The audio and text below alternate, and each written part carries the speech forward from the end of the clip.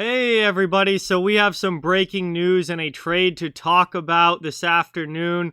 Obviously the trade deadline's still a few weeks away, but as expected, teams are not necessarily going to be waiting right up until the trade deadline to make any sort of moves. And the Montreal Canadiens have gone ahead and made a fairly important move for them today in acquiring Eric Staal from the Buffalo Sabres. So before we fully get into it, I just ask you to please subscribe and hit that thumbs up. But let's get right into things here.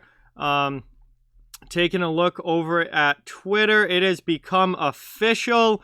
The Montreal Canadiens have acquired center Eric Staal from the Buffalo Sabres in exchange for 3rd and 5th round draft picks in the 2021 NHL draft. So that's a 3rd rounder and a 5th rounder to Buffalo and Eric Staal to the Montreal Canadiens. So also to go along with this,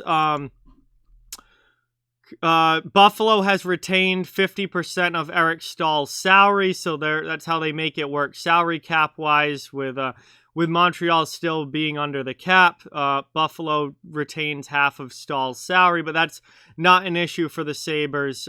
They're not a cap crunch team, and it's gone at the end of the year anyway. So, I mean, not a huge surprise here. I think that there were going to be multiple teams on Eric Staal. I think there were a lot of teams that could have used a middle six veteran center, but in the Montreal Canadiens are certainly one of them. You look at their center depth and what they have down the middle.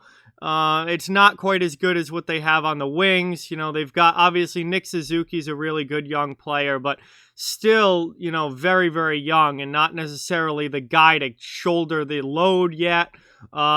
Kotkaniemi hasn't had a particularly great year. Philip Deneau hasn't had a particularly great year. So the fact that they were looking for a veteran center is really not surprising.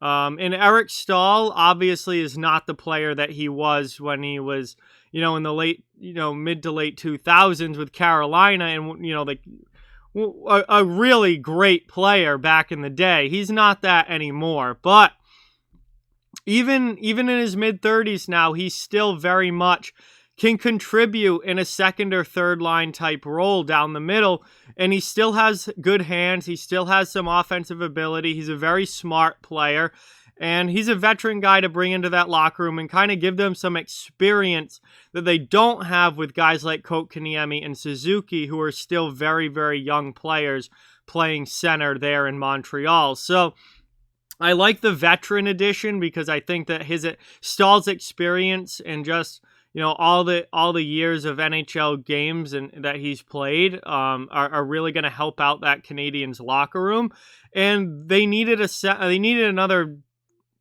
stabilizer down the middle. I guess like a stabilizing force down the middle would be a good way to describe Eric Staal. He's not a superstar anymore. He's not going to be a point per game player. He may not even be half of that, but he's still a stabilizing veteran guy who can play decent at both ends of the ice, will chip in some offense, and who knows, with better wingers around him, I mean, it's really hard to judge Eric Staal based on this season because he was playing in Buffalo.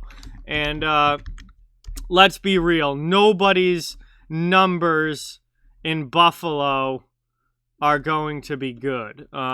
There's just no way that he only has 10 points in 32 games this season at 36 years old, but it's the Buffalo Sabres. He had 47 points last year with Minnesota, and he had 52 points the year before with Minnesota. So, no, he's not a 70-plus point player like he was back in his Carolina days, but Eric Staal is still a guy that when you put talent around him can still put some points on the board. With, in a 56-game season, he could probably have 30 points on the year. Now, obviously, he's not going to play 56 games with the Canadiens. The season's already half over, or more than half over now, but I think he can be a solid addition to that team. And I think he'll chip in with better offensive numbers in Montreal than what we've seen from him this year in Buffalo, just because it's Buffalo. So I actually don't mind this trade at all for the Canadiens. I don't think they really gave up a whole lot for him.